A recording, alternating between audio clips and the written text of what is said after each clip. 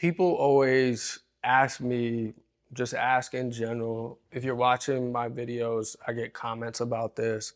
How to invest in real estate? I'm motivated. How do I get started? I always tell people you have to know what your goal is, or you have to be sure of your goal, right? Where you want to go. Why are you investing, right?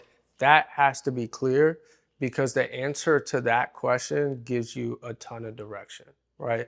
There are so many ways to invest in real estate, so many creative pathways to get your feet wet, but you have to know why you're getting in it to know which pathway to kind of run down. And so I'm gonna kind of go through very quickly on different ways you can invest in real estate. You can be involved in making money in real estate because from here we are going to start to deep dive in those individual pathways and kind of talk about examples where I've been involved in those pathways, or just the framework of how they work and what you need to have in place to really get going.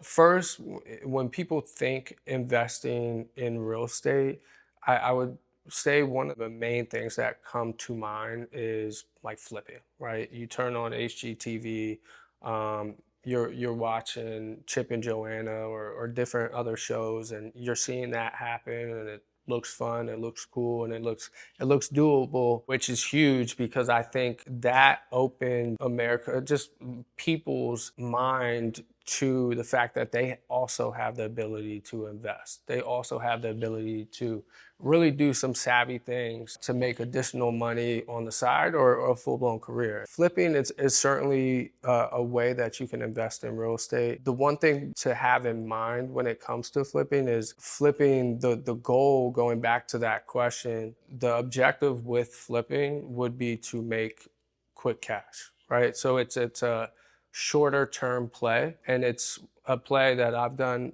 many times and know well, and we'll get into, like I said, in another video. The objective there is to make money and make it quick. You then have buy and hold, which is, just buying a rental property, right? So that's the exact opposite of flipping as far as strategy. It's a very long-term play, right? So, my suggestion when you buy rental properties, you want to have a healthy monthly margin day one. And what that is the amount of money you're making on top of your expenses. But still, I would say most people would describe buying a rental property, truly buy and holds, are a long-term play. You can lend money, right? You have hard money lenders, private money lenders that very much invest in real estate and make money in real estate by lending their money, right? So we talked about flipping just a second ago, people flipping, people doing sometimes bigger development projects.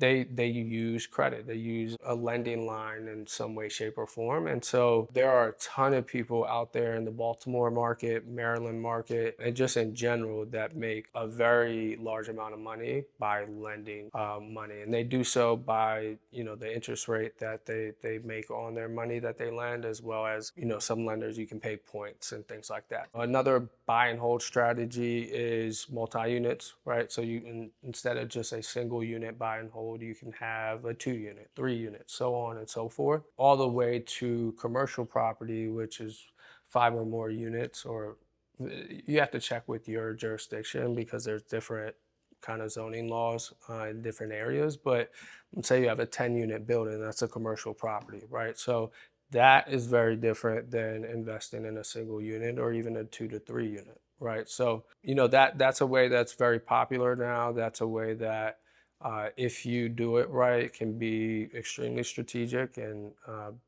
bring back a lot of just value, financial value, stability.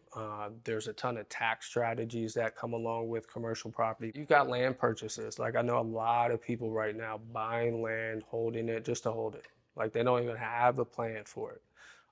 So you can do that. You can buy land and develop it in other ways. Maybe you buy 100 acres and you subdivide it. You sell the individual lots. Maybe you build up ground up, right? Maybe you prep the land. I don't know if it's city area, maybe public utility, but you set it up on utilities, kind of get it ready to build, and then you build individual homes, right? So there's people that do that, and Honestly, there are a ton of ways past these. You can get into syndicates, you can get into equity funds and things like that, which are a much more bird's eye view. But stuff that I've kind of been involved in or been around, so we'll talk on those too. I wanted to first touch on, kind of or just list out the main ways that you can invest in real estate, and those that also, like, the barrier to entry isn't ginormous, right? You and I, right, your friend, maybe a family member you can get into with, and you guys can really get ripping and running. And from here, we'll kind of talk deeper in much more detail, much more insight, real world experience on each individual pathway. You can use those videos as kind of like a roadmap to get going. So